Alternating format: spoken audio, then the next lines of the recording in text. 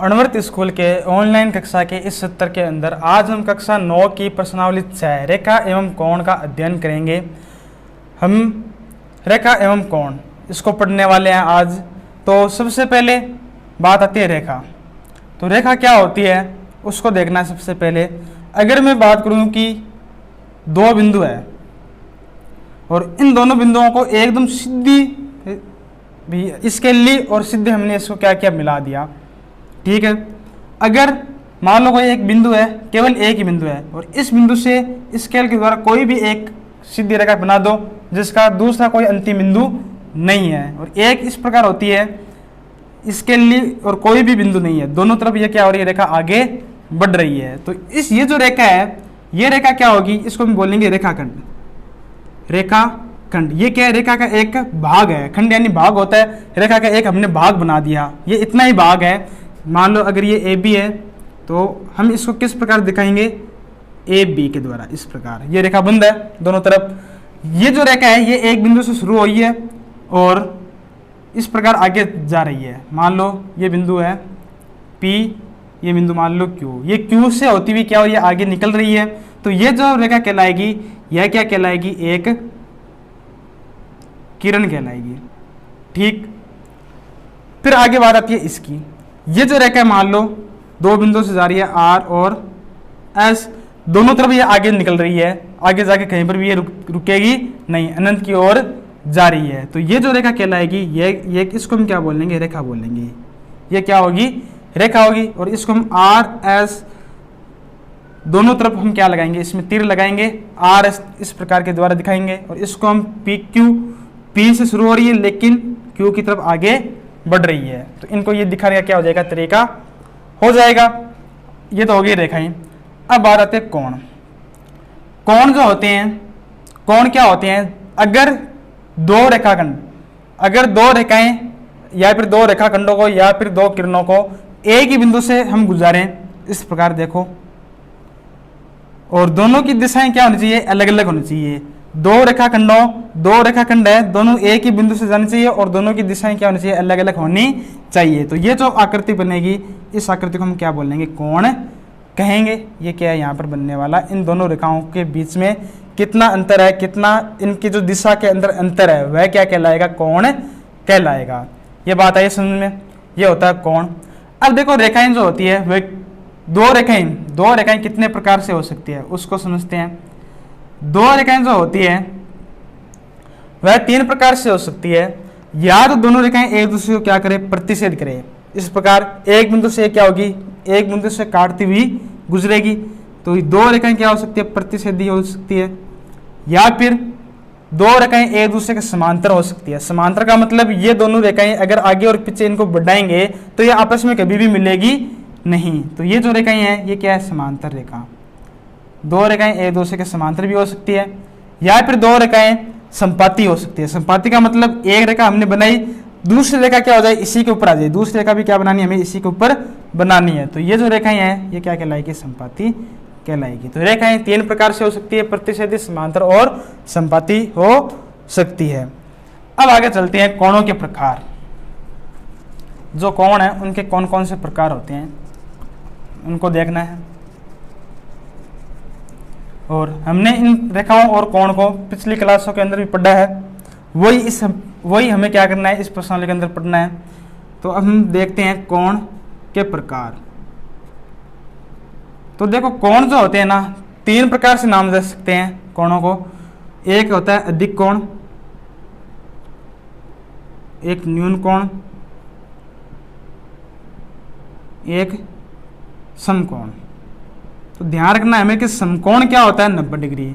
90 degree को हम क्या बोलते हैं, समकोण बोलते हैं। 90 डिग्री से जो कम होगा, 90 डिग्री से जो कोण क्या होगा, कम होगा, वह क्या होगा, न्यून कोण। और जो कोण 90 डिग्री से क्या हो, अधिक हो, वह क्या होगा, अधिक कोण होगा। इतना आया समझ में, नाम से पता चला। न्यून यानी कम, 90 से कम, अधिक यानी 90 से ज्यादा, और समकोण का मतलब 90 डिग्री ही होगा। फिर आगे देखते हैं पूरक कोण। पूरक कोण, तो पूरक कोण की जो परिभाषा दो कोण के लिए होगी कि यदि दो कोणों का योग, दो कोणों का योग 90 डिग्री हो, 90 डिग्री हो, तो वे कोण क्या कहलाते हैं? जो दोनों कोण है ना, वो दोनों कोण क्या कहलाएंगे? पूरक कोण कहलाएंगे, पूरक कोण कहलाएंगे। कितना योग इनका? 90 डिग्री। फिर दूसरा आता है समपूरक कोण। समपूरक कोण, जिन दो कोणों का योग 180 डिग्री हो, वे दोनों कोण क्या कहलाते हैं? समपूरक कोण क्या होंगे? कहलाएंगे, समपूरक कोण कहलाते हैं। तो ये दो परिभाषा हमें ध्यान रखनी है। जैसे हमें बोल दे कि 50 और 40 डिग्री ये कौन से कोण है, ये हमें बताना है। तो इनका योग 90 डिग्री है, तो ये कौन से होंगे? पूरक कोण होंगे। इसी प्रकार अगर 120 और 60 हमें पूछे कि ये दोनों कौन से कोण है, तो ये कौन से कोण है? समपूरक कोण है। इतनी बात है इसमें। अब चलते हैं आगे, और भी कोण होते हैं उनको पढ़ते हैं। फिर आता है शीर्षाभिमुख कोण। शीर्षाभिमुख, इसका एक नाम और है सम्मुख। इसको सम्मुख भी बोलते हैं और शीर्षाभिमुख कोण भी बोलते हैं। जब दो रेखाएं एक दूसरे को क्या करती है? अक्ष के आकृति में प्रतिच्छेद करती है। हमें ध्यान क्या रखना है? जब दो रेखाएं एक दूसरे को प्रतिच्छेद करती है या फिर अक्ष के आकृति में काटती है, तो आमने सामने बनने वाले कोण क्या कहलाते हैं? शीर्षाभिमुख कोण कहलाएंगे। इसी प्रकार इस कोण का सामने वाला कोण कौन सा होगा? ये वाला। अगर ये कोण 1 है, ये 2, 3, 4, तो शीर्षाभिमुख कोण कौन कौन से हैं? 1 व 3, ये दोनों शीर्षाभिमुख कोण है। इसी प्रकार 2 व 4, ये भी क्या है? शीर्षाभिमुख कोण है। और हमें ध्यान क्या रखना है? इन शीर्षाभिमुख कोणों का मान क्या होता है? आपस में बराबर होता है। सम्मुख कोणों का मान क्या होता है? सम्मुख कोण आपस में क्या होते हैं? आपस में बराबर होते हैं, बराबर होते हैं। ये हमें ध्यान रखना है। फिर अगला जो कोण है वह कौन है? रेखिक युग्म कोण। रेखिक युग्म कोण, तो देखो रेखिक युग्म कोण, रेखिक युग्म कोण कौन से होते हैं? ये शीर्षाभिमुख कोण में भी क्या होती है? दो कोणों की बात होती है कि आमने सामने के कोण। इसी प्रकार रेखिक युग्म का मतलब क्या हुआ? जब एक रेखा के किसी एक बिंदु, जब एक रेखा के किसी एक बिंदु से हम क्या करते हैं? एक तीरक रेखा खींचते हैं इस प्रकार। तो ये जो तीरक रेखा है ना, ये क्या करेगी? दो कोणों का निर्माण करेगी, एक यहाँ पर करेगी और एक यहाँ पर करेगी। तो ये जो दोनों कोण है, ये क्या एक रेखा के ऊपर बनने वाले कोण है, तो इन दोनों कोणों को हम क्या बोलते हैं? रेखिक युग्म कोण बोलते हैं। तो कोण 1 और 2 क्या होंगे? रेखिक युग्म कोण होंगे। और ध्यान क्या रखना है? रेखिक युग्म कोणों का योग, रेखिक युग्म कोणों का योग कितना होता है? 180 डिग्री होता है। कहने का मतलब अगर हम कोण 1 और कोण 2 इनको जोड़ेंगे तो कितना मिलेगा? हमें 180 डिग्री प्राप्त होगा। ये भी हमें क्या करना है? इसमें ध्यान रखना है। फिर आगे चलते हैं आसन कोण। तो आसन कोण क्या होते हैं उनको समझते हैं। देखो, आसन कोण की परिभाषा यह है कि आसन कोण के अंदर दो कोण इसमें बनेंगे। आसन कोण के अंदर दोनों कोण एक ही शीर्ष के ऊपर बनने चाहिए। जैसे मान लो ये हमने कोण बनाया था ना, ये जो बिंदु होता है ना, ये क्या कहलाता है? शीर्ष बिंदु कहलाता है। तो आसन कोण के अंदर जो दो कोण बने, उन दोनों कोणों का शीर्ष क्या होना चाहिए? समान होना चाहिए। और एक उभयनिष्ठ भुजा के द्वारा बनने चाहिए। आसन कोण के अंदर क्या होता है?